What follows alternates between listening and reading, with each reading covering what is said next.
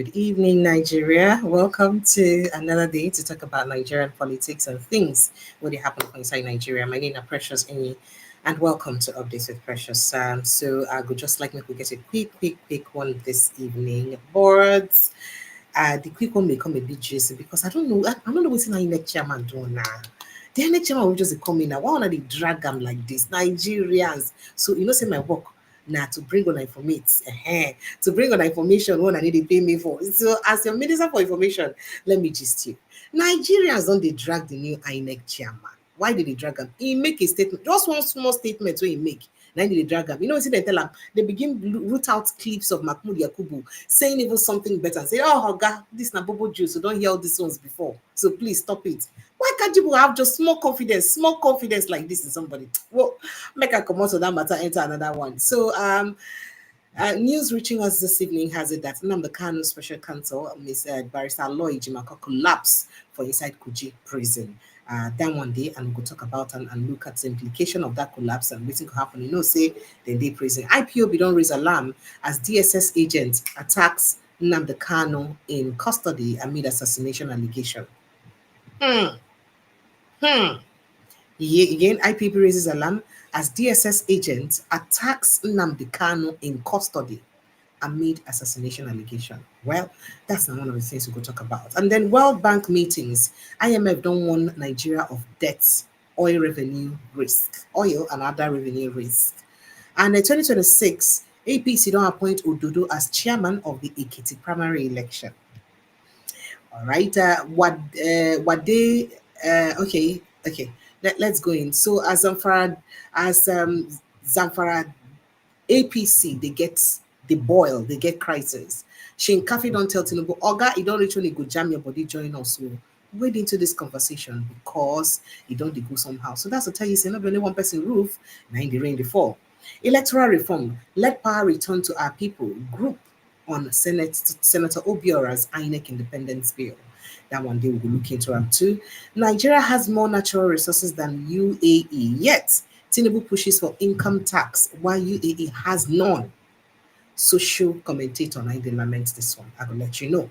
So Ludo lied and scammed India Anambra, commissioned empty hospital in Ayemelu residents. And they cried out, they called the governor out. So, governor, why they scam us now? How Nigerian police connive with Kuje magistrates to bundle Shawari to prison, drove judge away to prevent him from signing bail bond. Sacking of service chiefs, more than 60 military generals set to leave. But amid that sacking, Ulisa Makobo don't talk, say, oh, that's one of the brightest decisions we say President Bola Ahmed Tinubu make. Now, Katsina government creates Ministry of Livestock Development, appoints SA on nutrition. And there's a sad story here, but I'd like to touch on it.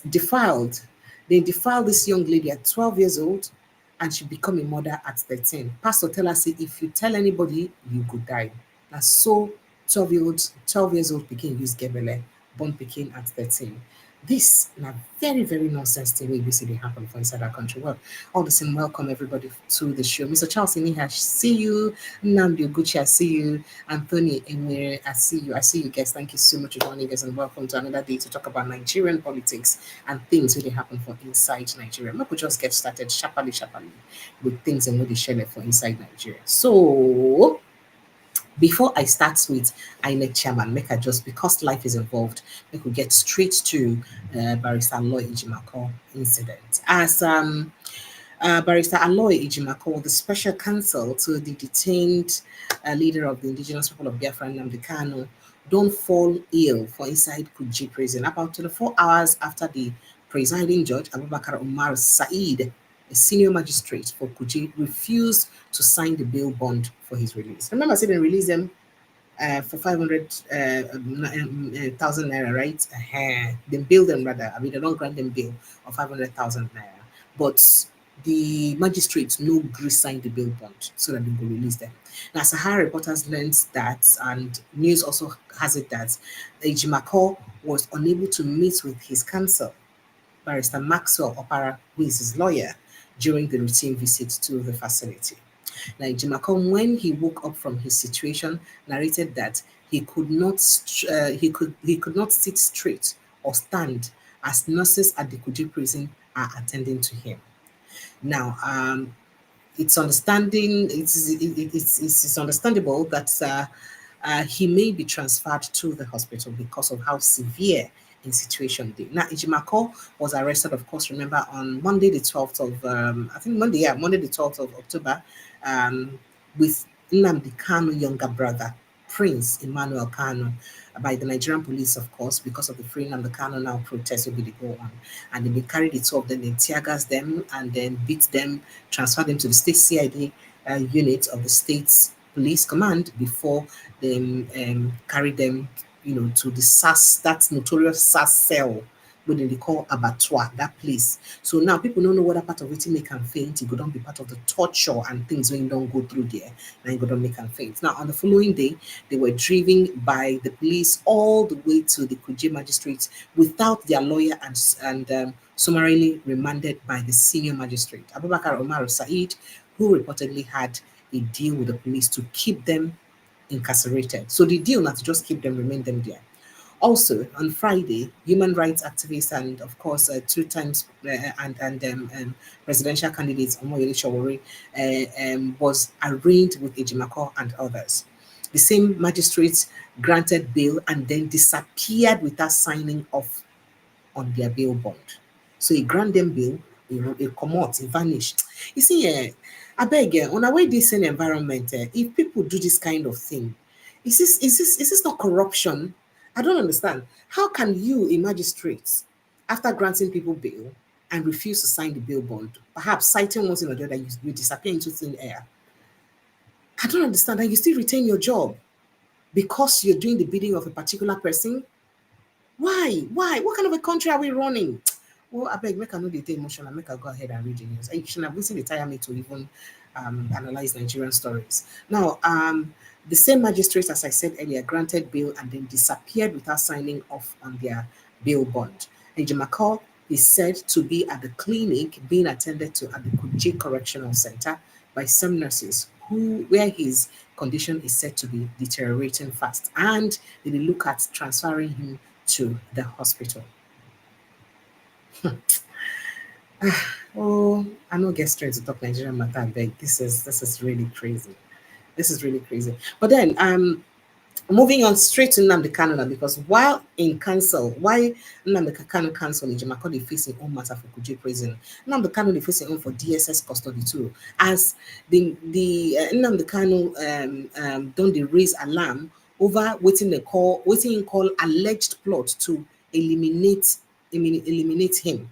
In fact, the IPOB generally now don't raise alarm too, as they don't put them up for writing, say there is a plan to eliminate Nnamdi Kanu for inside the custody of the Department of State Services DSS. For inside the statement we say they even signed this Saturday, the group and I signed them, that is IPOB, they call the talk say the new agent where they assigned to Mazen Nnamdi Kanu attacked him in the DSS headquarters with the intention to kill him on Friday. Did you hear him? That the new agent attacked Nnamdi Kanu with intention to kill him. According to the statement, the situation led to other DSS officers physically dragging their fellow officer out of Mazen Nnamdi Kanu's cell as he was seen kicking him. IPOB claims this is part of a larger plot to assassinate Nnamdi Kanu inside DSS headquarters. And we they don't want to go prison under the pretext of having a misunderstanding with the DSS officer. So they won't use that misunderstanding, kill him, can't say a mistake or find one excuse. According to the statement we say the IPOB don't release. Now the statements shared across social media and for Twitter, that is X, by Nnamdi Kanu wife Uchechi Uku Kanu, partly reads that information reaching IPOB leadership this night is that one of the new DSS agents assigned to Mazen Nnamdi Kanu attacked him in the DSS headquarters with the intention to kill him.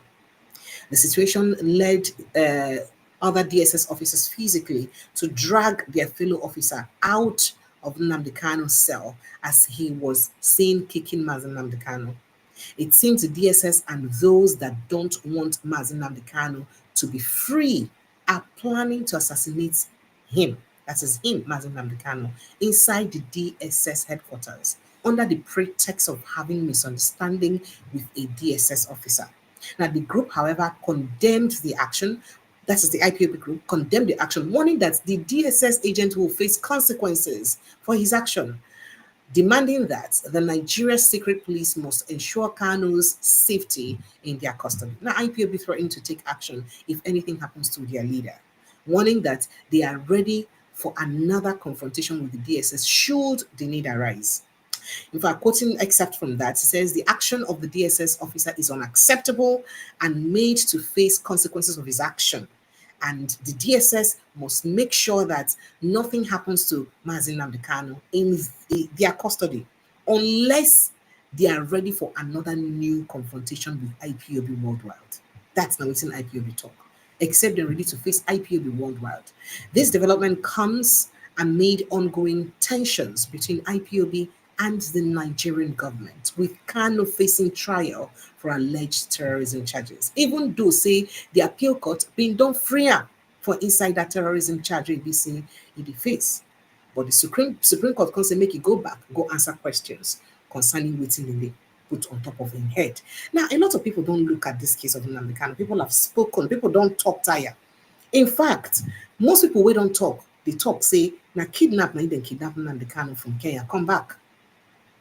If Nigeria go fit extrajudiciously carry and come out from Kenya, come back Nigeria, without explaining the process or without following due international standard process to use repatriate person will be say commit offense, then do am anyhow. In fact, at some point we even hear now gossip, oh, so don't quote me. We hear say they even drug am. That's what they use bring and come back to Nigeria. And right now, this week, he's supposed to open his defense. As he don't talk, say, na him go use his hand handle in defense. Nobody else could do it for him. So all the lawyers they don't take back bench. Na him they handle in defense.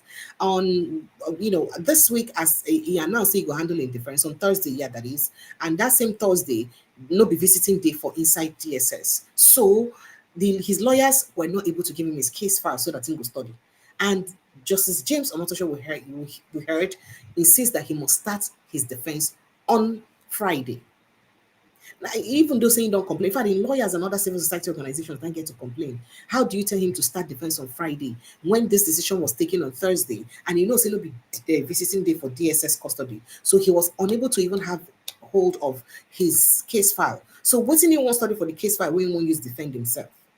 Even that Friday tonight can also tell court, say, well, in witnesses, they come from different parts of the world. Some of them they come from Kenya, Ethiopia, they come from US, they come from different areas, including UK and other areas. So saying will need time.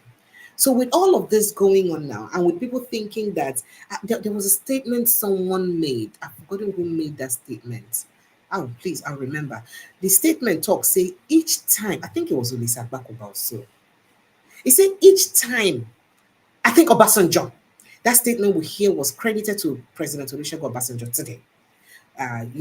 That each time Nnamdi Kanu opens his mouth as he won't defend himself, if he open a mouth, talk, in the pray, make you no talk, say he go to expose the rods for inside the judiciary. If that statement was rightly credited to Obasanjo, that each time he open mouth, talk, saying they're sorry for waiting Nigeria. But we even hear, say, I don't know, I've confirmed that if he's actually the one that made that statement or not. Saying, say, before now they cannot defend that proper, saying he won't even travel out of the country. Because, say, each time Kanu open a mouth, they talk, say, he go to expose the rot waiting for inside Nigerian judicial system. And if you look at what we're talking about, the judicial system now, what is this about someone who's incarcerated under the custody of the DSS, if the story is anything to go by, being attacked by a DSS officer? What happens to the trainings? Even if the person anger you, person when you lock up since, in fact, the person not supposed to be mentally stable again self. The situation where the person they supposed to make the person they prone to being provoked anyhow. So you will be officer where you be saying you did trained for the job. It's not your responsibility to maintain decorum and professionalism. Instead of you to now, jump out and lash out on the person and started attacking him to the extent of kicking him, and with this gossip of a sinister plan of killing him in custody, where you be say IPOB don't make now. It is very worrisome. And then again, let's go to the arrest of his brother and his lawyer. People don't come and come talk plenty times. I beg no vex. So Nnamdi Kanu case now the first case for Nigeria where be say them feel say this sub judice where people they put mouth inside. Because we won't understand something. People don't put mouth. I mean, there's even a Natasha Koti's case where even Akpabi people don't come face it did for court, but they do interview too. Even she Natasha too do interview.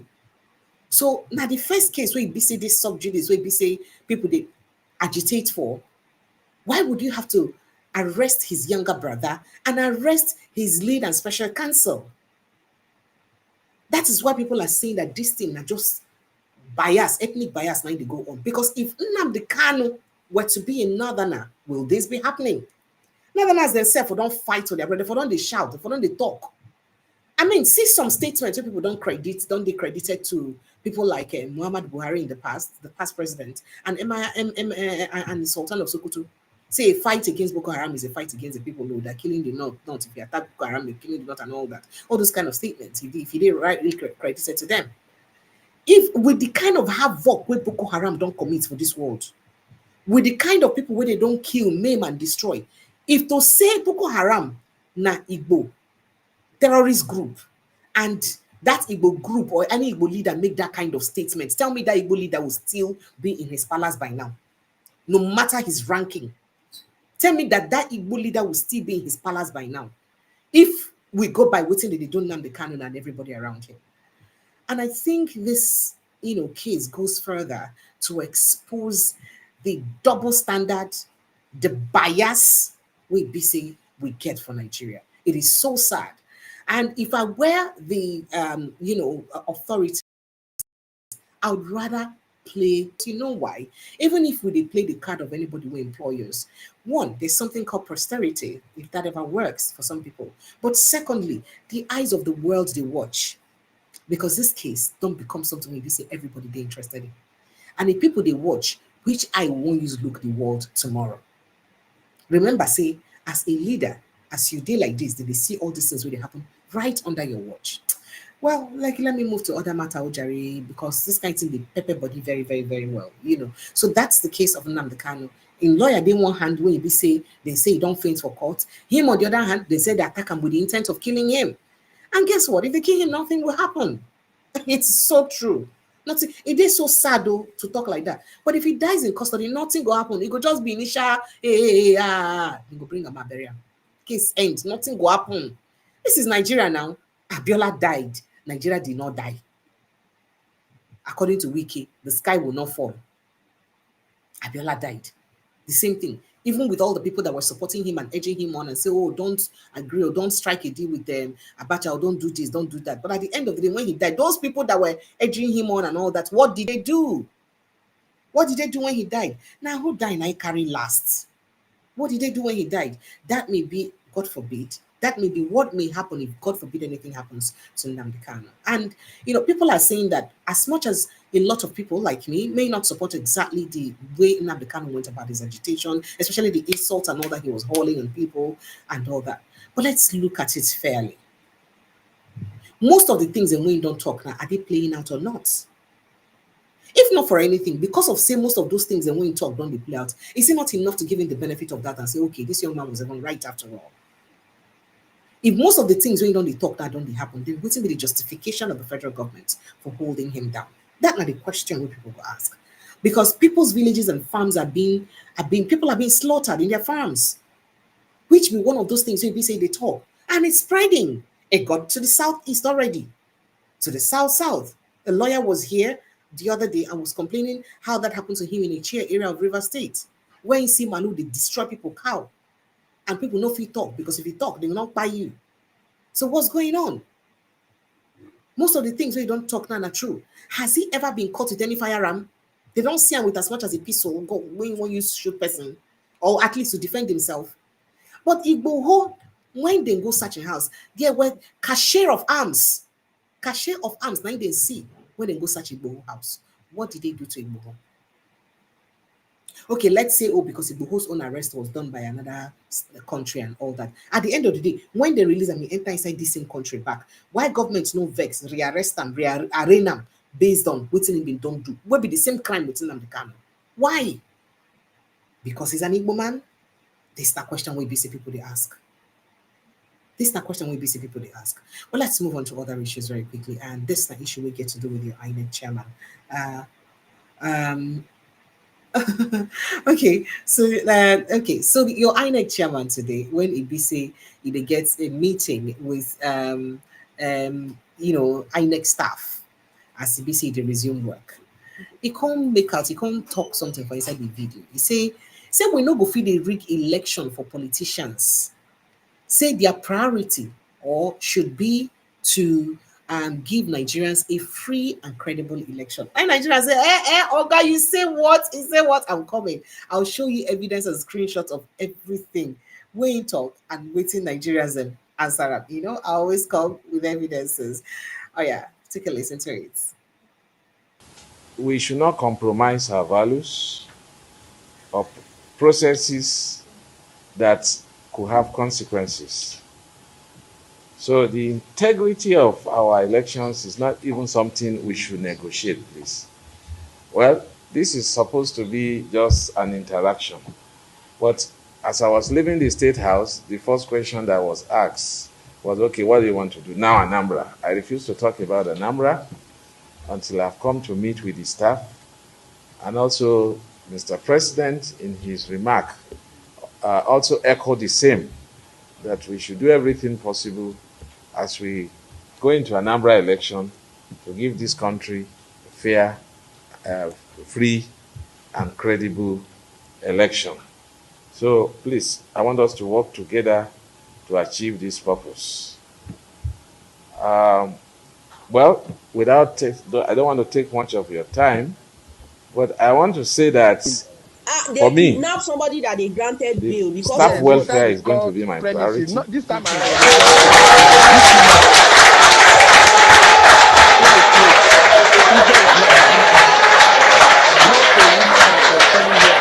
Okay.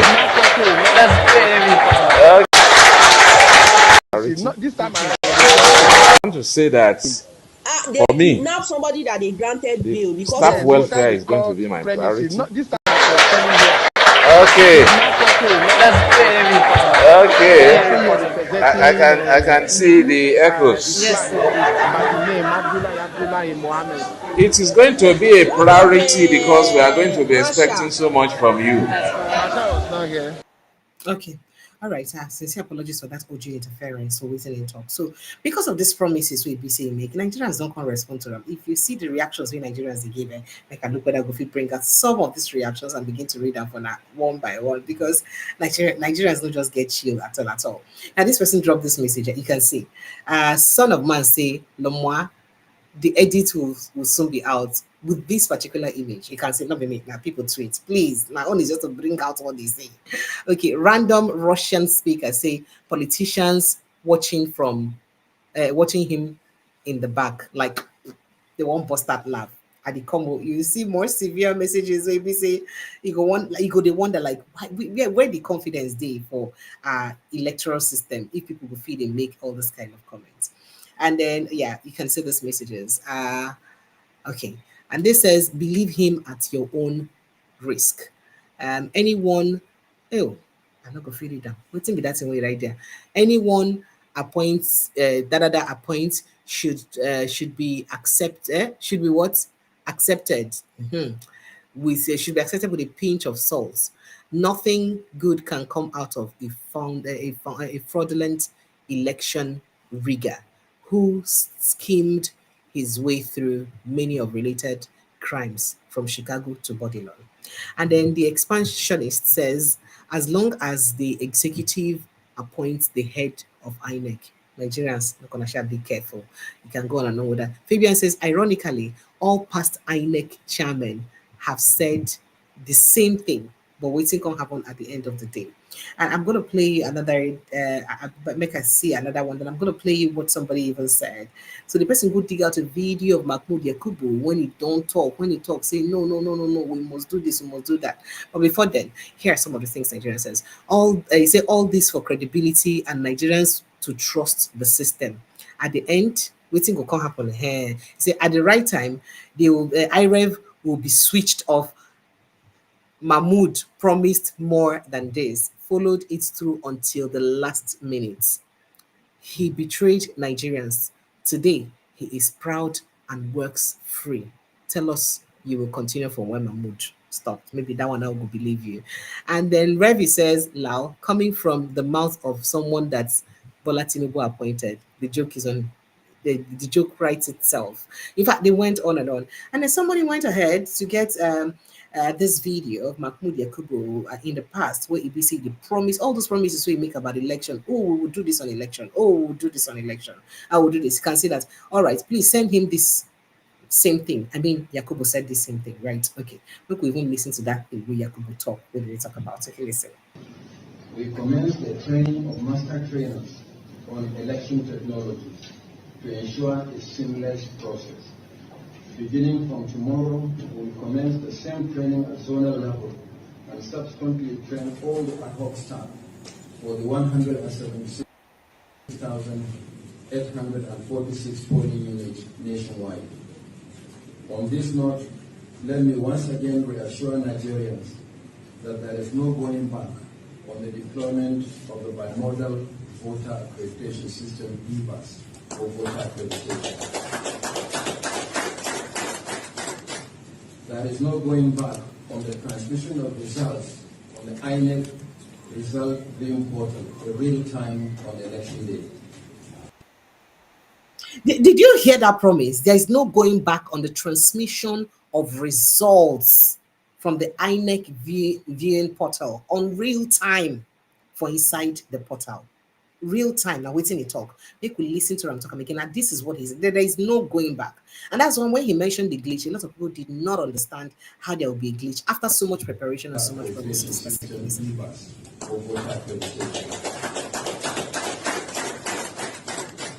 There is no going back on the transmission of results on the INEC result viewing portal, the real time on election day. There will be no incident form that enables ineligible persons to vote using other people's permanent voters' cards during the elections. We are committed to ensuring that the 2023 general election is transparent and credible, reflecting the will of the Nigerian people.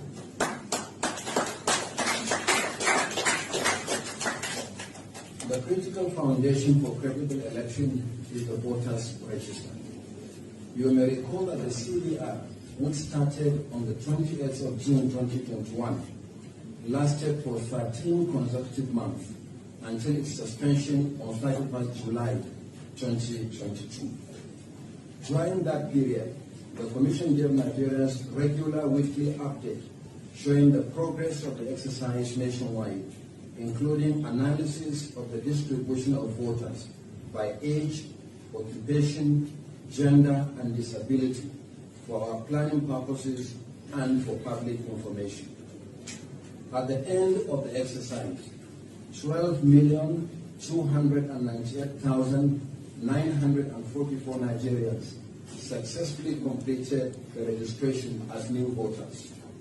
All along, we are right, let me spare us the details of that conversation. I mean, all of us will remember all of these promises and more where Oga Mahmoud Yakubu will make. And then we also know how these promises take end at the end of the day. And this is exactly, if you go on the streets of Twitter and see the way people are dragging your new INEC chairman, like, I'll never let them even land. Small talk, wait talk. People are already dragging him. What's going on? Now, how much you trust our INEC chairman be that? But the bigger question is, if first issue day like this, then waiting will happen really for the election. I mean, what's the point having someone or having an election when nobody get trust on? However, yesterday I was told you about Peter Kanu was in an interview with Channels Television. He said the INEC chairman was his classmate during their law school, and that the person are pursuing. In fact, listen to what we say get to talk about the INEC chairman. Basically, listen. Joash Amupitan, your colleague, Professor, what are your views about what now is going to be a new era for INEC? Well, I've got to say I know Josh. We were in law school together. We were in the same law school class, and we were admitted to the Nigerian bar on the same day. He's what he said he is. Josh is a person of basic decency and integrity. And he's bright as hell. And my hope is that he will leave when eventually his tenure comes to an end. He will leave INEC with as the same Josh whom I've known for the past 37, 38 years. Now, INEC obviously is a different kettle of fish from running a university as a deputy vice chancellor. Although, universities are also very political places, by the way. So it's no mean skill, by the way, to be deputy vice chancellor administration in a university like the University of Jos, which is the last public position he took before he came to this position. I can tell you that. Now, having said that, INEC is also a territory ruled by a lot of principalities, all right? As is likely to find out. There are lots of interests in INEC. Pretty much every staff in INEC is accounted for. Every politicians own a lot of staff inside INEC, all right? And so before he says good morning, there is somebody reporting that to one politician who is interested. And he's going to discover very soon that it's a very lonely position.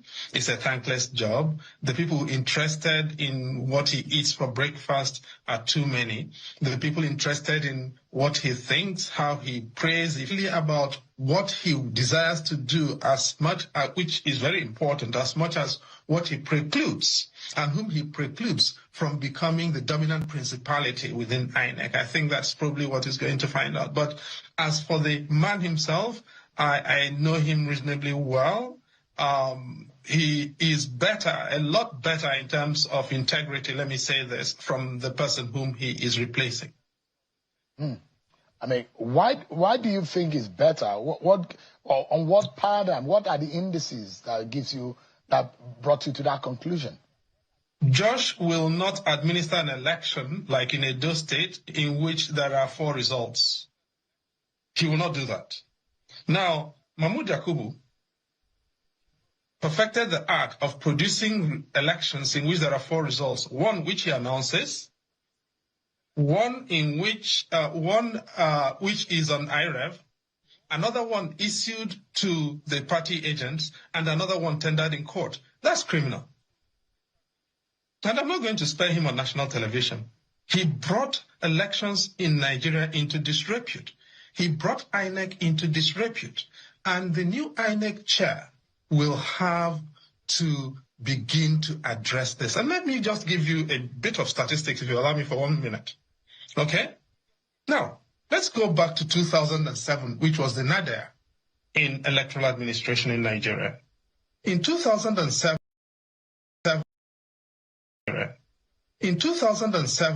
Morrissey Wood destroyed elections in Nigeria with President Obasanjo. All right? Now, how do we know that? Because 86.35% of the elections of the offices contested in 2007 ended up in court. They were decided not at the ballot box, but by the judges and the election tribunals. 86.35%. Now, Atahiru Jega had 10 months in which to run the 2011 elections. He brought down, and you see, politicians are very rational people. It's very simple. If a politician knows they have been well beat, the likelihood is they will not go, in most cases, not all cases, of course, but in most cases, they will accept their defeat and look for the next election.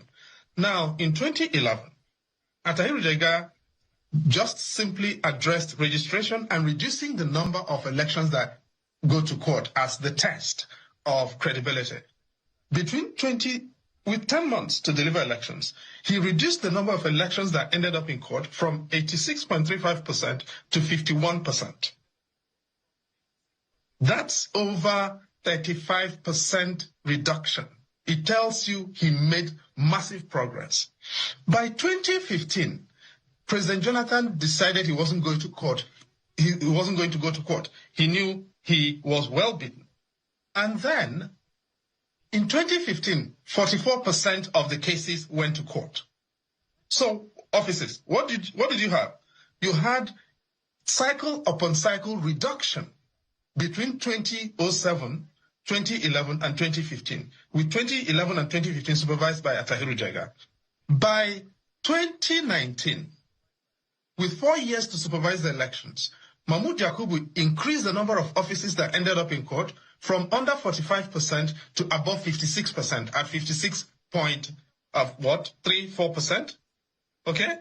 And by 2023, the number of offices that ended up in court were 83%. Does that tell you something? Mahmoud Yakubu ruined INEC, and I cannot spare him.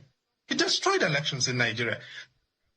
Josh has a job, which is nobody is expecting perfect elections, but begin to redress this in increments so that by 2007, we are not going to have over 80% of our elections going to court. That is the first step. Do you fear for your friend that you know too well, the man that you say has integrity, that the system might fail him? But I just said that here. Absolutely, I do. That's the point I made. I was trying to... Could that rubbish the integrity and the profile or the reputation that he's made for himself? Oh, absolutely, yes. That's exactly the point I was making, or trying to make. Admittedly, English is not my first language. Quite often, I don't say the things I want to say very clearly. But, when I say that INEC is a place dominated by multiple... Chidi, Professor Chidi Kanu, what did he say that? Why did he say that about his English not being his first language and he's not quite, come on, Prof. Well, I'm sure you understood exactly what he meant by that anyway. Well, you hear him as he talk that one, indeed, speak that about the INEC chairman. And frankly speaking, that also they leave a lot of people terrified as far waiting the integrity of the election would be like. Because Now, let's go. If Chidi Kanu go they talk like this about the election, about the INEC chairman and election will come up, then waiting the BC was supposed to expect. So Nigerians don't use all of these ones now begin drag everybody from the streets of social media. I would like to take on a thought on our reactions, but before then, let's just go ahead. Okay, no. I have more stories about that INEC stuff. Maybe I'll just go play one more video from Chidi Kanu. Then I also have a video of what the governor of Zamfara State said about the elections. I would like me gonna just use on I just see that one by myself and talk with you and I want to talk about it and don't tell me to interpret, because he tried to recall what happened in 2015 with elections and how PDP feels that they don't arrive, they don't do there, and then what happened and played out at the end of the day. What do you think about that kind of thing? But before then, we could go watch completely waiting Ibise Chidi Kanu, Professor Chidi Kanu, really try to talk for that conversation with Shem Okimaloye. I just hope that that video is ready now and we can quickly take a listen. Okay. Now, let's go back to 2007, which was the nadir in electoral administration in Nigeria. In 2007, Morrissey Wood destroyed elections in Nigeria with President Obasanjo. All right? Now, how do we know that? Because 86.35% of the elections of the offices contested in 2007 ended up in court. They were decided not at the ballot box, but by the judges and the election tribunals. 86.35%. Now, Atahiru Jega had 10 months in which to run the 2011 elections. He brought down, and you see, politicians are very rational people. It's very simple. If a politician knows they have been well beat, the likelihood is they will not go, in most cases, not all cases of course, but in most cases, they will accept their defeat and look for the next election. Now, in 2011, Atahiru Jega just simply addressed registration and reducing the number of elections that go to court as the test of credibility. With 10 months to deliver elections, he reduced the number of elections that ended up in court from 86.35% to 51%. That's over 35% reduction it tells you he made massive progress. By 2015, President Jonathan decided he wasn't going to court. He wasn't going to go to court. He knew he was well beaten. And then, in 2015, 44% of the cases went to court. So, officers, what did you have? You had cycle upon cycle reduction between 2007, 2011, and 2015, with 2011 and 2015 supervised by Atahiru Jega. By 2019, with 4 years to supervise the elections, Mahmoud Yakubu increased the number of offices that ended up in court from under 45% to above 56%, at 56 point of what, 3-4%? All right, Okay. so that's by about it. But let's quickly take a listen 2023 to what the Zamfara State Governor said about elections 2027. Constant and permanent is change. Let me take you back to history lane. In 2015, when PDP had over 29 to 30 governors, what happened at the end of the day? I'm sure you'll be the judge. So we're not scared. No shaking, no alarm. No shaking. I think that should be something we should be concerned about, because in politics, it's about give and take. No matter who is selected, there will always be agitation from the other members. So it's normal, it's usual. It is something that is internal, and we're working on making sure everybody is on board so that we can have a very, very successful convention. Inaugurated that committee with all the members, where we expect them to start working from now. That's about it. Let's just move further to other issues very quickly.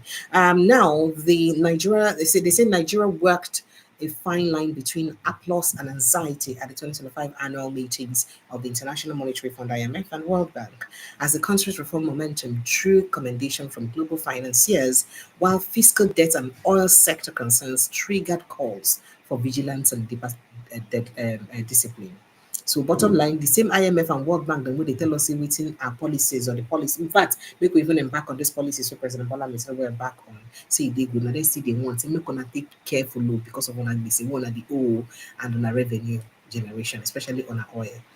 Now we say so people now say, so what were you advising us before? Let's get back to elections. As Kogi State Governor Usman Ododo has been appointed chairman of the All Progressives Congress APC Primary Election Committee for Ikiti, ahead of the 2027 governorship. So Nahim could take care of the primaries, Nahim will oversee what's going to happen for inside the APC primaries for Ekiti State. And going further for inside APC saga, a chieftain of the All Progressives Congress APC for Zamfara State, Sani Shinkafi, don't advise President Bola Tinubu to put out President Bola Tinubu, the APC chairman, Professor Yilwatda, made him urgently intervene for what they describe as the widening divisions within the party for inside the state. They say, I beg no gonna put out our party the fail because the talk say a lot of concerns and interest in that one of their family problem, but I say make I just let them know say no be one person roof problem there. As it still gets to do with electoral reform, a faith-based and community development organization based in Zaria, Kaduna State, Fitianatul Islam Gabari, has declared full support for the proposed bill by Senator Ike Chukwubiora, seeking to establish a truly independent electoral body in Nigeria. Now, speaking at a press briefing in Kaduna, the president of the organization, Malam Lawal, said the group's position is driven by the conviction that political stakeholders should no longer control the appointment of electoral officers, stressing that power must return to the people.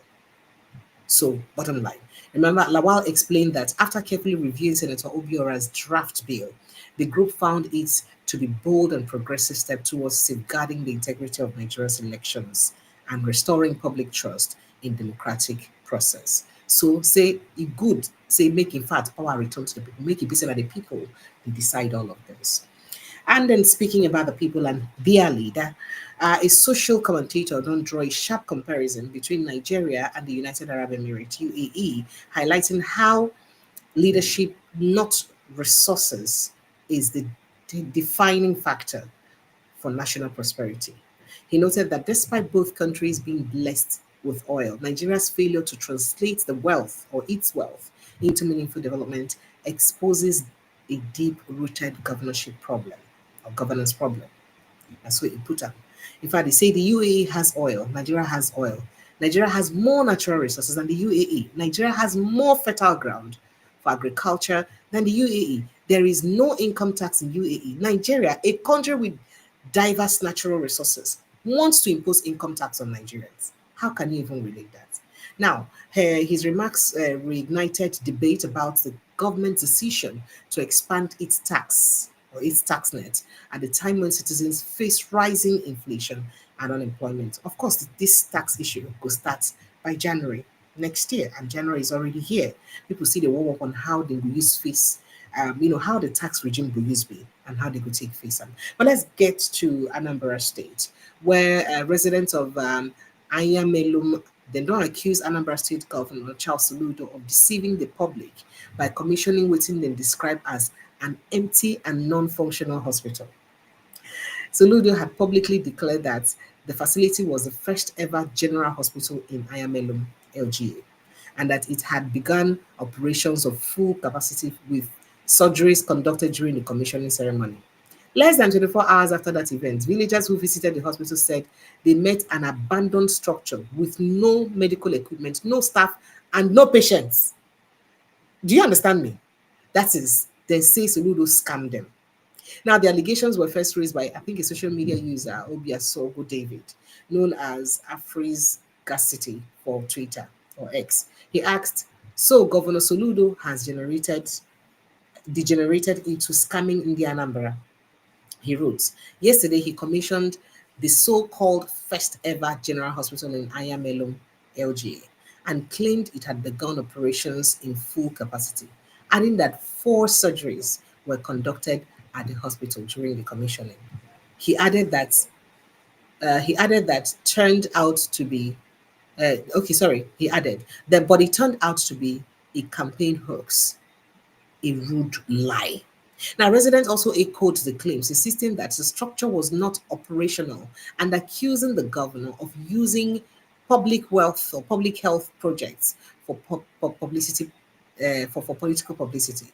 In fact, one of the users talks a person where the yan make people use their money repair road, but him keep Abuja allocation to him pockets. Waiting be that scam. People just they talk. People like waiting happen. Oga Soludo. Why did you scam them like this? That's what people are saying. But let's move on to other issues now. So we hear that the police officers in okay, so the violent arrest and manhandling of human rights activists on Moyele Shawari on Friday in the premises of the Kuje Magistrate Court had been pre-planned between the senior magistrate and the police. Now, the police officers indicated, yeah, the police officers indicted in the assault are those who handled the case, including the lead counsel, ACP Victor Godfrey, Musa Adamu, CSP, and the rest of them in Abuja. It was learned that when Shawari was brought to court, several policemen had been deployed from Abuja town to Kuje community with armored tanks as efforts were made by the police to frisk and harass people entering the court. Now, when the magistrate Abubakar Umar Saad, arrived, he also met and greeted the police personnel before driving in. When he arrived in court, he immediately called the case, and after seeing how the argument was going on, he decided to grant bail, even though some of the conditions were awkward. So at the end of the day, that's so the man bail commands. Now the police began an act and to act aggressively, even at the point of confiscating of Shawari's phone and that of his associates. The police then chased the magistrate away from after threatening him that the IGP was personally interested in Shawari's staying in prison for as long as possible. So bottom line, they try talk say it be like say what to make them, they just want to make sure say they keep Shawari a bit to show them a bitter lesson, make you just know something. Okay, yeah, that's about it. Let's see what other story here now that we can touch on. So there's this story about this young girl that really touched my mind. The young girl that was raped at the age of at the age of 12 and was pregnant at that age, and then eventually had a child at 13. This is a very sad story, and it's in the pain my body well because it didn't just happen to her, but it happened with somebody which she supposedly trust, a so-called man of God. Now him do that kind of thing to a young lady, manipulate her, and told her that if she tells anyone, she's going to die. So the girl could not tell anyone that she's been sexually molested. And so she kept on with it like that. So I don't know what we go fit do about situations like this when it be say people with people trust and believe in, they do things like I don't even know the kind of society we are. Sometimes I just wonder the kind of human beings we are in this world. How can anybody do this to a young girl? So they said it began with just 1,500 naira money meant for a textbook he gave her. But for one family in Atan, Ogun State, that small amount unleashed a chain of tragedy that skated their home, that shattered their home, stripped them of peace, and exposed the hidden darkness behind a pastor's cassock. So, 2.5 years ago, their first child, Blessing, not her real name because I mean she's a minor, then she was 12 years old, primary six pupil at the public school in Urita, was sent home because she could not pay for a 1,500 naira textbook, even when they supposed get free education for Nigeria, including book supplies and all that. We could even leave down government ineptitude. All right, so it was a hot afternoon. Her mother was at her hairdressing store, and her father had traveled to Lagos, where he worked as an electrician, both struggling to make ends meet.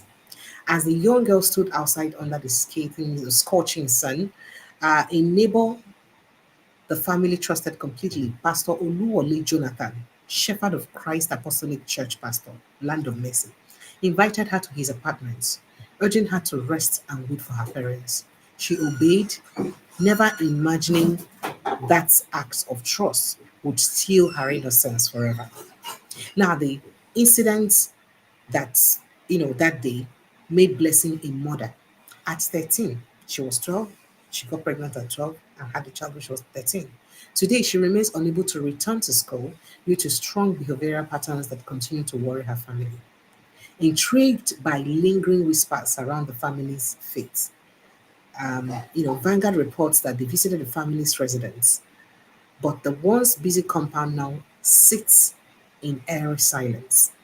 The small worship center, Christ Apostolic Church Land of Mercy, which also served as Pastor Jonathan's apartment and the scene of the crime, was abandoned beside the victim's home. 8 doors firmly locked and walls covered in dust. Neighbors said the family had relocated to Ifo, Ogun State, not just to escape trauma and stigma, but also because of strange occurrences said to have followed the girls after the ordeal. So the girl started behaving strangely. The girl said he drugged her. The young mother was called from. It's a crazy and bizarre story, and I feel pain going through this gist. So bottom line, a man of God did this, destroyed the life of a young girl because of 1,500 naira school fees. See, when we dey talk about me Nigeria better, we no dey talk am because of say we just dey talk. Ogun State has a governor, and this girl is an indigenous of Ogun State. There is no reason a 12 years old should be sent back home because of textbook. There is no reason under this earth. In an ideal environment, an incident that has led to the destruction of her life. Not only did she become a mother right now, the girl don't dey mentally challenged. It did the kind trauma where you face for your life, where they break you down mentally. For this young lady to go through this, and the pastor told her, don't see, you will die if you see. What is going on? Several times you don't hear pastors, people with trust do this. You don't hear imams, people with trust do this. What is going on? And you call yourself the man of God? If I hear anybody say man of God, that's why they take heels. I they take to my heels, I they run. Because I'd rather believe a pagan, somebody who doesn't even believe in God, but that has good morals, than believe anything when you say, oh, I'm a born again Christian, I'm a pastor. What? I take off. Because people, they do a lot of atrocities in the name of this born again and pastorhood. How can a pastor do this kind of thing to this young girl? Destroyed her life. School she was not able to go back to again. Then to even die alive, take care of the pikin. She's not even okay anymore. This is a sad story. Nigerians, please jump in on the conversation. 0817-029-4077. That's the number to call. 0817-029-4077. That's the number to call. Let's get jumping on the conversation and just talk as briefly as we can. T.Y. Danjuma, good evening and welcome. Good evening, Pastor. Good. Look, stop it. Stop it. Stop it. I wanted to tell you. Good evening. If I change Good the evening, voice, Pastor. good evening, sir. You go run from me because me too na pastor, na born again pastor. You know, see what we're Jerusalem. It no matter. I like to see you first of all as a human being with a certain moral value before I see you as a pastor, please. It's you see, that's part of what the church is facing. Of course, the Bible tells us that perilous time will come, men having a form of godliness but denying the power thereof.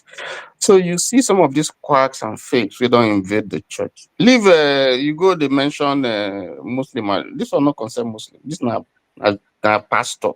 So you know concern. No, I didn't mention Muslim. This is because this kind of incidents don't happen different times. So for the news, we'll be saying that an imam defile a child. So I was just trying to relate. Yes, just leave the imam alone. Make we face this pastor issue. Make we face them. Yes. You know, there are quacks everywhere in medicine, engineering, and so on and so forth. But I think what has worsened that of the church is that because there is not like all these professions, there are regulatory authorities who go make sure say they can discipline you, they can certify you, and so on and so forth. Anybody can just come out and say it's a pastor and just do all kinds of nonsense and put blemish on the church. I think what should happen really is I don't blame the Ogun State government for this, because if you don't get child will go through public primary school, you go shake your head waiting some of our teachers they do and headmistresses and headmasters and so on that the government doesn't know. That is why the strategy of Obi, when he said he gave the head girls his phone number so that they go reach him immediately, so that thing go know what thing they happen. If you know the things that happen in schools, what this the monies they collect and all that and the threats and so on, if you know, But back to the issue. I think that this pastor or so-called pastor, they must have a picture. There must be people who know. Since we know the name of the church or so-called church, and he lives somewhere, there are people who will know him, who would have his picture. And I think it's important for his picture. But they send him picture all over for internet. They must get him, and he must be dealt with. He must be, because you can't destroy somebody's life and you run away. He has to. And then he has to take care. That's not in responsibility. The system must have a way, not just dealing with him, but he must not run away from the mess that he has committed. His family should know to ruin someone's life like that. Now, the life of that girl can also be transformed. It can be changed. All she needs is counseling, and for someone to, take this challenge, get her to school, there are NGOs and so on we go fit help them, through this situation. It can be bad. The parents is good. I don't know who brought out this information. If not the parents, it's good. That's why we have to speak, So she needs help. There has to be a publicity, so that people can come in, NGOs can come in, and then rights abuse NGOs will come in to fish out this pastor, so-called pastor, and deal with him as appropriate, because this is a heinous crime. In some places, in a death sentence. So to show example, at least, because this is not the pastor. This is someone who's going to burn in hell unless he repent. He has to come out if he wants God to forgive him, and if he wants his family making family they destroyed. Because now you see they don't so. You destroy a young girl's life, for lust, and you're supposed to be a pastor. It's a shame. It's a real big shame. And I think you articulated it properly, the way you put it. Look at the implication. Look at what the school has done. The people will send them out because of that school, they should also be held responsible. And whoever did that should be dealt with. This is a very serious, In issue fact, where they destroy young person. Nigerian schools, they fond of doing things like this. Yeah, they do. Apart from textbooks, school fees, now parents, they owe you, not be the children. Do you know the trauma it is? It gives children for you to pick them up in class and say, "Oh, you haven't paid school fees, stand up here." Do you know that's traumatic for children? They don't have any business knowing that these kids are innocent. Now their parents will not pay you, now you go home. Why not call the parents on phone and harass them? Or try to make these children feel better. What? I don't even know which kind of which kind of school the teachers in they go set or proprietors they go, where they do that kind of thing. Because you should know that would affect the psyche of the child when you do that. No, but again, that is a complex issue for school. That is the quality of teachers who they produce. Because what is teaching? What is teaching? Can you imagine how between the school and to as she was going back home, waiting would they run through her mind? Shame and disgrace and so on and so forth. Where could they go say then drive them away from school? Before this pastor can do the nonsense when he do. Okay? And it's for me too. I don't know why the parents kept this, for such a long time. How we don't know how long it took for this information to be divulged. So I think that in Sena climes, this is a serious issue. Not all this nonsense where they talk on media and all that. This is one life that is almost destroyed. The pastor has to take care of that child, take care of the girl, and then make sure that they get whatever the state is appropriate in law to deal with to deal with the pastor. It should be applied. And in fact, this will not be church. It should just close down. It should just close down because and then if and then he has to go back, and make amends and go and go back to God if he's truly a man of God. Because yes, sometimes men of God can fall, but if he's truly a man of God, by now he should feel sorry for what he has done and he should just go and submit himself for discipline. If he doesn't do that, God will not forgive him more. Never. All right, so I know you want to talk about your one bar for sure, but just let me pick this call. Let me talk to Tony Chikudi. Hello, good evening, Mr. Tony Chikudi. Welcome. Beautiful, precious. So I don't whine me. No whine me. I'm not beautiful this night. Are they vex? Who they vex? They beautiful. Okay. I greet Mr. T.Y. So I don't know. I just saying the pastor. So Pastor Danjuma, I greet you. So you see, precious. There is this saying that anything good carries something good. But as beautiful, precious supposed to come with beautiful news. But sometimes I don't understand why you go come, they bring some news where they anger people. Come, they tell us. First, you go bring the old Yakubu. Come, they tell us. Waiting in talk. But it's very good to say, Professor, what's his name? Kanu. Yes, sir.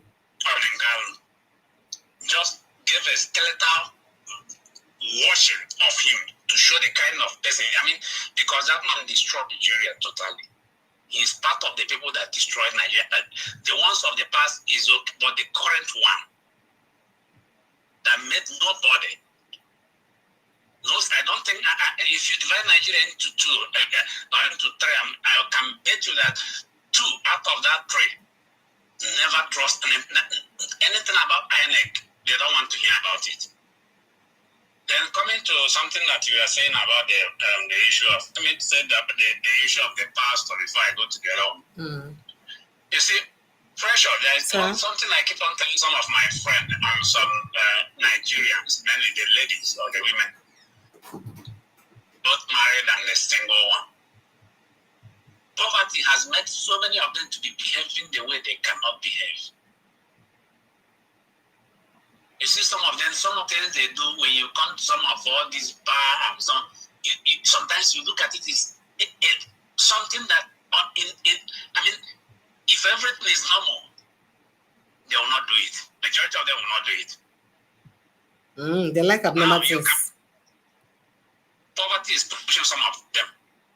Because some of them, you can see that is a pizza. That is, when you look at pizza, because for them to eat pizza or even this shawarma that I came to Nigeria one day and I saw what is shawarma, I said, is it why the reason why some of you are dying? What's in the kingdom? Flat bread with carrot and cabbage and cucumber and water, and then thick fat mayonnaise with a small piece of a hot dog inside. I said, is that the thing that is? There was a day I came back with a hot dog. I gave it to one of them. I said, here is the hot dog. But hot dog is not even such a healthy meal anyway. So many people don't even eat it. Because some of them don't know that processed meat is not healthy. I don't get it close to my home. I'd rather do my own minced meat and wrap it like sausage the way I want. Yeah, some of them don't know all these things. So what I'm trying to say is this: you can see that it's 1,500 that destroyed this family by the so-called. And that is my pain, and that is why I blame government. Because first of all, with the Millennium Development Goal, with the SDGs, we're supposed to have free education. Do you know that? Maybe you were here in this show, T.Y. Danjuma and Oga Tony Chukwudi, when I think it was Barrister Ekine who said that by Nigerian constitution, education is supposed to be free to university level.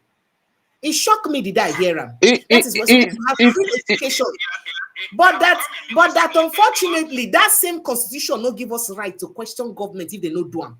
Primary school is free. You buy UBEC, it's supposed to be free and primary universal basic education. The Nigerian constitution, yes, primary, secondary, and university is supposed to be free of charge, and that is why you see the subtle what did they call them? Whether they come out money for subsidy of universities. Do you understand? That's why you have the subtle subsidy. It's supposed to actually be free. Tell me how many people I didn't pay tuition in university. I didn't pay tuition. All my 3 years in the university, now 90 naira, and it's for sports, for clinic, for accommodation. Do you know how much Nigerian universities charge today, government universities, for tuition fees today? So these are part of the things that I said, that there are so many things our women, both married or unmarried, are doing in order for them to survive, and that is too bad. And that is the same thing, because of 1,500, the man couldn't afford it, and that was the reason why this pastor, who supposed, there are some certain things some of them are doing. There are some of the so-called man of God, not all of them, that are doing that. Sometimes because one thing that annoys me is that some of them will come and tell their congregation, oh, you don't drink alcohol. But when you go to their places, you find out they are drinking Jack Daniel. They will visit you, and then they will go because they drink it. But before they don't do it, don't watch this, and then you see them watching the same thing. There is a law that you can talk at some of them, and they pretend to be holy. And when they are so much evil, they are wearing evil like a robe on their over them. Then let me go to the one of you are talking about Nnamdi Kanu and whatever that. Precious, sir, you know that before that there is something that most Nigerians, of the other tribe, didn't know about Nnamdi Kanu and the Igbos.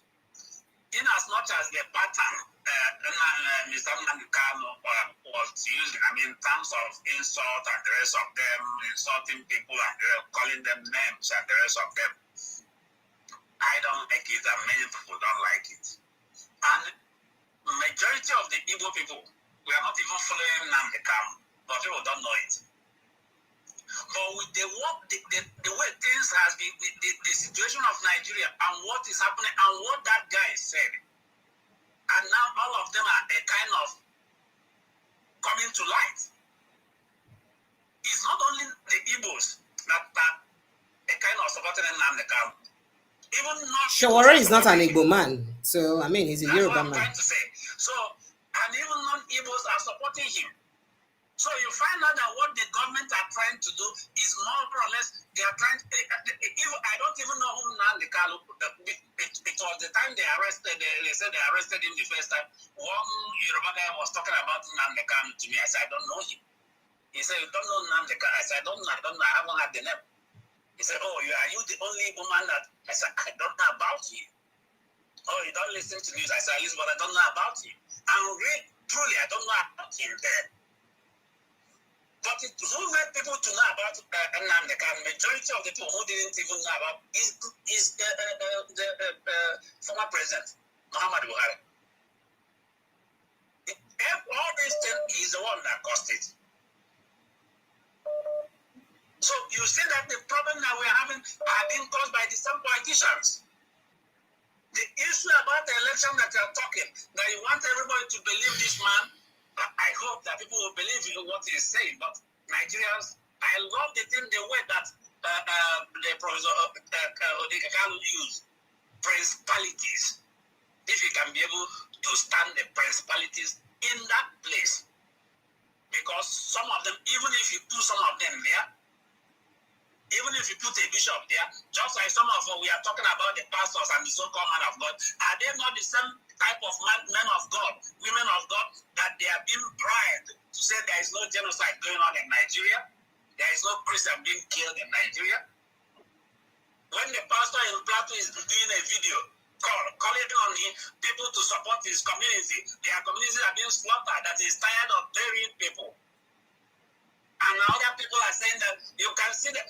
So there is a general, Nigeria needs a general overhauling. Because sometimes you can't sleep, sometimes you get annoyed with them, sometimes say, oh, the people that you think that you're talking, you don't know because they have turned every system in Nigeria to poverty. You are talking about the school and the rest of them.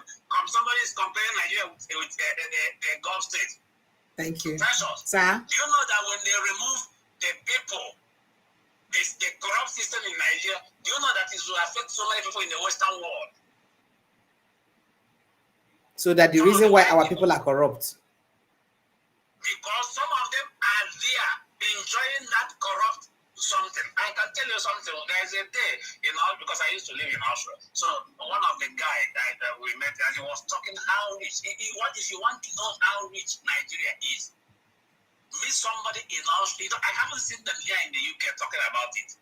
And all this thing that is going on in Nigeria or in Africa, nobody is talking about it in the radio. I always listen to LPC. They don't talk about it. The only thing they talk is about Israel and the Ukraine. They don't even care what is, because it doesn't affect their interest.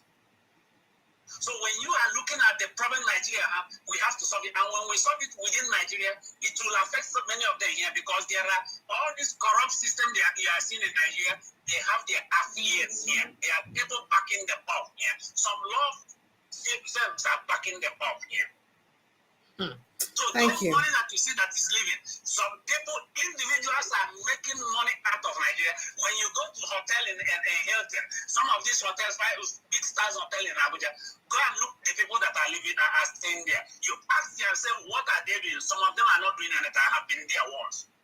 Some of them are not doing anything there. They are only there to help the money to live. But when you are talking about it, people doesn't want to hear it. So it's a lot going on in Nigeria. We shouldn't even be paying tax. Look at our population. Look at the type of, we have the best oil. Nigeria has Brent crude, the easy refined oil in the world.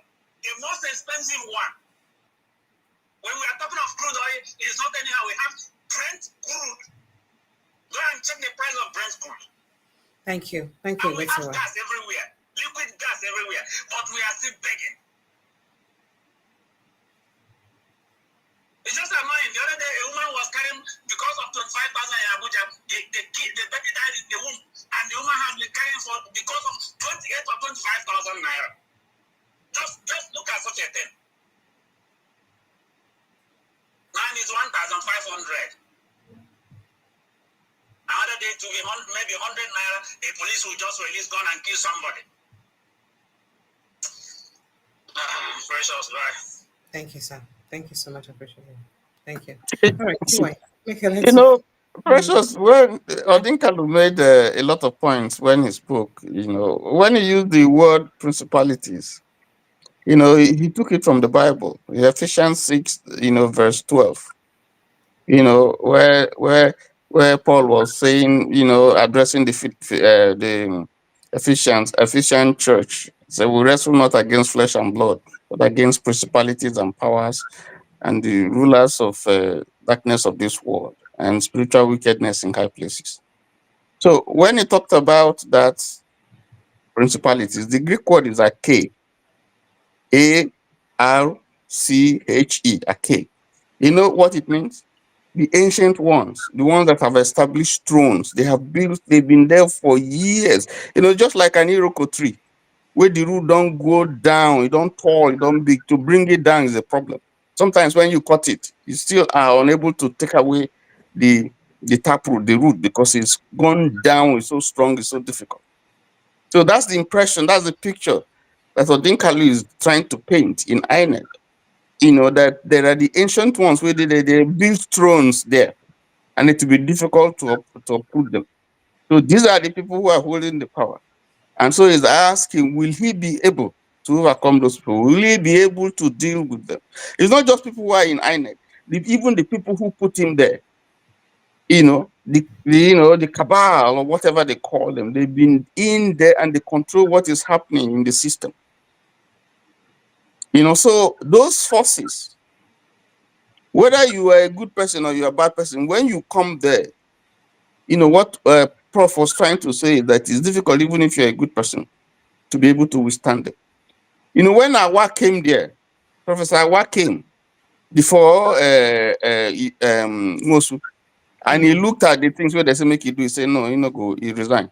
He just come out. Say, go fit do am because if you take that nonsense. So you need people where they ready. You see what happened to Mosu now.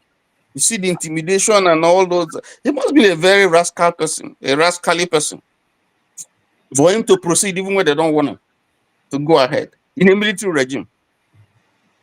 Is Amupitan going to be someone like that?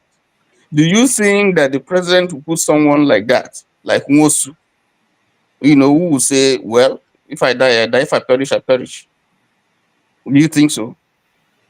With what we are seeing now, the political happenings, and everybody moving, ganging up, afraid, and you think so? You think someone who is so desperate, who believes in stealing it, snatching it, and running with it, will put someone who would want things to go the way it should go? That's a big question. I was listening to GB Disu, today, and that's the question that he was asked, and he said he's only a fool that will go and put somebody who would carry out a policy that will remove him, that put him in office. It's not possible. It's not possible. And you know that the president knows he gets the popularity of the people. That's that thing entirely. It to say Yes, no, now that's why you are seeing what is happening. The threat, the jitter where they see, and people they go, because if you are doing well, your work will. Oh, you see OT now, whether they threaten them, say this was OT say, well, make the person go right in will. Your work will speak for you. That's it. Your work will speak. You won't be jittery. You won't be.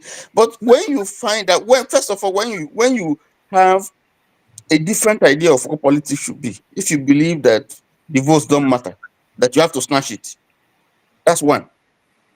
So your policy will be built around that principle. Say you have to, you don't really need to bother yourself about winning. You really have to steal it. You have to smash it, and you have to run with it. So that's why. So you now begin to put things in place, to help you, to pursue and bring that your policy, or your view, your vision, the way you think that politics should be, into effect. So, but you see, again, we have seen this country blessed, Nigeria. We've seen big people come and go. And that's what I'm saying, that you see, all this will pass away. And nobody can play God. You can't. You can't play God. All right. You can. So sorry, Mr. T. Weiser, somebody said he has a question for you, so make a quick Okay. has a question. All right, go ahead, sir. What's in the other one? But I want you to maybe think so deeper in it and talk about it, so I can also understand it very well. Yeah, I want to ask a question because yesterday I tried calling you in, but it was so because of I think something happened about network. I did 2 days ago. And from your program yesterday, I saw trailer load dropping a lot of people somewhere in Kwara State. The same thing they did during lockdown. But this one now is like it's more official. They are registering them at the INEC office, sort of. Then we look at the north, like all their big arrangements, all these things with the terrorists, and you see the ammunition they are having. It makes me scared. It's so scary. So I want to ask question, Mr. T.Y. Danjuma. The people from the politicians from the southeast, are they not seeing all those things that are happening and see how, like, the way in southeast or southwest, like let's say the south, nobody is prepared in anything, like sort of thousands of those people with those ammunition will run a state like Imo State or Anambra or Employ. Are they not seeing that those people will run down the state, they will chase everybody away? That's all I want you to think deep and talk about it now. I want to understand if those politicians in the south, especially, they playing politics. Are they not seeing what is going around, what is happening? Or are they not seeing the news? Something like that. That's all I want to ask. Thank you, sir. Okay. The thing that is happening is in the fringes of the boundary between Kwara and I think another country. I can't remember which country now. My geography, if my geography is right. This has always been the pattern. When election is coming, you see people coming to the country. Politicians bringing people to the country. You remember when they said that Buhari had 12 million votes, but we haven't seen any 12 million votes now. We didn't see 12 million votes in 2023. I mean, we didn't see 20 million votes. 12 million votes, in our election that we had, even though we now registered more people. This is a strategy that the northern politicians adopt. When election is coming, they go and get people, register them, to vote so that they can swell the population. And these things always happen at those places that have border with foreign countries. So it's easy to bring them in, register them there, and maybe take them back when election comes to come and vote. And of course, they are not as strict and stringent, in applying the laws like it is done in the South. Our South is sabi. But let me tell you, if you look at Mba's election, the governor of Enugu State, the place where he won, or quote and unquote, I put where he won, okay, is in Kano, because that's where he did the same type of thing where they manipulated the votes and so on and so forth. So that he didn't win. It was Labour that won that election. If you remember the process where they had to now go to Abuja and they had to do their GPT and so on, and eventually announced him as the winner. But we know from the records, even PDP records confirm it, that the candidate that won was the Labour candidate. Okay. Anyway, let's put that aside. They are seeing it. The people in the southeast are seeing it. The people in the southwest are seeing it. It is unfortunate because if you see that the key positions that gives you the power to be able to do all those things, they don't have it. They don't have it, except for a few people that they pick from universities from the from the south east. Who also, how much do they earn? When they gratify them and give them some money that will settle them for life, it's very, very tempting. And so they play that same ball. So it's sad what is happening. We haven't really had a proper and free election in Nigeria, apart from that organized by Mosu. I mean, in our recent democracy. So the question is, even if you have an INEC person, an INEC man that is strict, maybe like Jega or like Mosu or like Whiskey and all those people who came before. Even if you have, INEC does not have full control over the people that he uses. Some are youth corpers, so are not purely INEC staff. They hire them. I was once, one of those officers who will count and who will do all those things. They take them from school teachers, NYU, youth corpers, and so on and so forth. So all of them are not, and they take them from universities. They are not all INEC staff. So whereas you're able to discipline or deal with INEC staff, but all those ad hoc staff is the problem to manage them in a diverse country like Nigeria. So the thing that is supposed to be dealing with all those people is supposed to be the institutions. That if you deal with one person and jail one person, okay, if the institutions are working, the laws are working, okay, and that would have helped the system. So there are so many areas where, because we talk about electoral reform, so but what of the good areas in our electoral laws? Those good areas, how well have we implemented them? So it's not just good electoral reform, which is necessary, but the personnel that is operating it and the law, the legal environment in which it operates. So there's a combination, is a whole complex thing. If the court do their job, INEC do their job. If you look at what Professor Odinkalu was saying, I think that's the point he was trying to make. That when you see Iwu's period, one of the greatest disasters in Nigeria But electoral.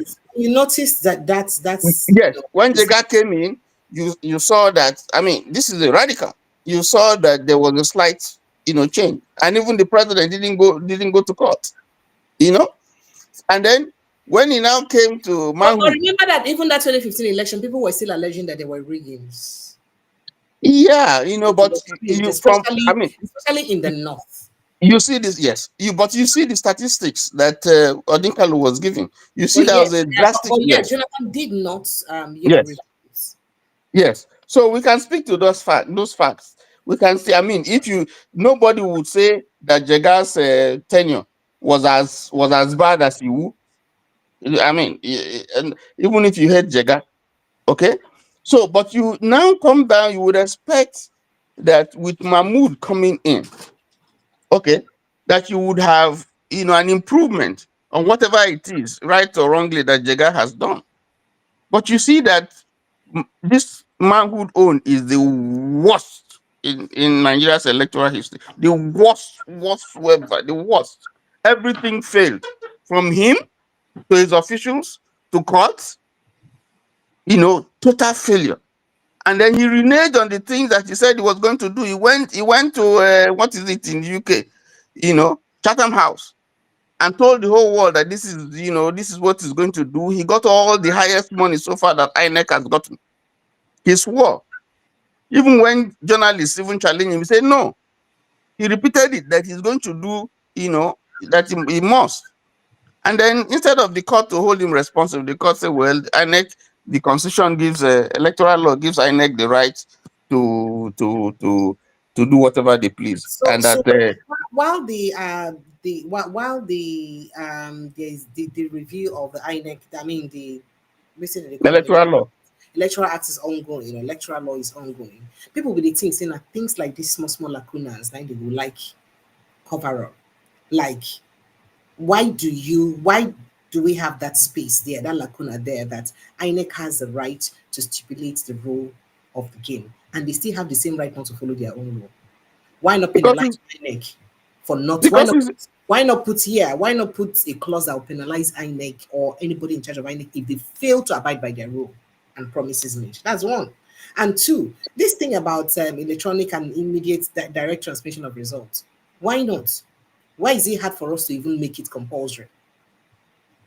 okay. So again, you have to be looking at the power situation in the country. If you put that one, do you think that it will work everywhere in the country? What are places where there's no light?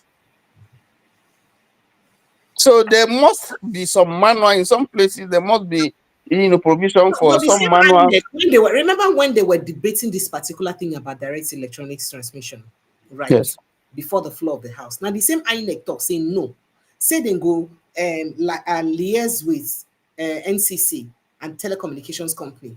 In fact, they asked NCC whether they fit provide network for every ward, every local government. They said yes. precious. Let us stop lying to ourselves. We didn't start holding election today or yesterday. We held election even before Nigeria became independent. You see, there is nothing wrong for me with the process of using electronic system to do all the registration. Okay, and then when people come, you go through the process.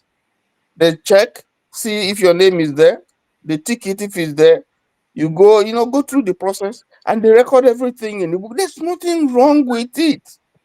The one of the greatest problem is the people who operate it. Someone just shut down the system so that it will not work. I mean, or people will just come and target a particular. They see that they are not the same using that same electronic system. They see that they are losing, so they target the areas where they are losing, and go and shoot and begin to shoot and take away ballot box and get even the law enforcement people to join them. So there is something. It's not just INEC; it's the entire system. The laws, there are good provisions there, but even the good ones. Now we the same Nigerians go mess them up.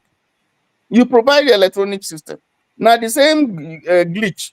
Has INEC told us up to today what is glitch? What caused the glitch? They can't. The same election, the same day, this one go, but this one no go.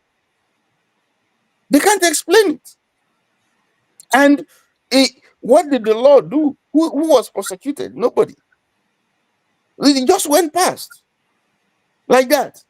So if you have a system where everything goes, nobody questions anything. Nobody says, okay, this amount of money that they have given to you, let us do an audit. How much did you spend? How much did you spend on this and this and this? What are the faults? You do electoral review. Where are the areas where we failed? Why did we fail? Who was responsible? Who are we going to hold accountable? Who do we prosecute? And so on and so forth. Because you know what it means for people to go and register and queue and vote for their choice. This is the person and another person will go and totally nullify the will of the people. That's not democracy. And if that is not successfully challenged, if you don't have a structure where go stand and say no, the will of the people must, that will ensure that the will of the people is what is done. Once you don't have that kind of structure, then that's all. We're all wasting time. You can have the best electoral system.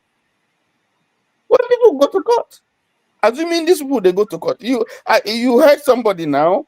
You don't hear them. I don't talk and hear before. Where you had the Bukatuanization. You know how that came into our lexicon.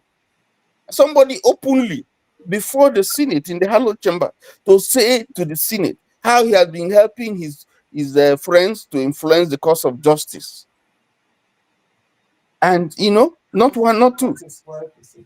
Because the wife is a judge of an appeal court. What happened? Was it investigated? What happened to him? Maybe he has immunity. But these are issues that you have to interrogate to find out how deep was this mess? Who did it? Is it true? There has to be sanctions. If there are no sanctions for this thing, we're just wasting time. If there are no sanctions for money they give you to do training, train people for election, buy cars, logistics, and all that. If there's no audit and they are not accountable, they don't come to the people to say, this is the money you gave to us, so this is what we did with it. Nothing. Thank you. Thank you. So there's the abuse of the system. The whole system is. That's why I said we have to tear down this thing. Yeah, Amupitan may be a very good person, but that's just part of the. That's not. There are so many other issues, like Odinkalu said, like principalities that are there, like the court system. Okay, like the people themselves, who they will give money instead of going to vote their choice. They will go in there and then they'll begin to cry and cry, a few months after. Because when they give you money, they have to recoup. They have to get their money back. So you encourage them to steal. Where are they going to get it from? Politics.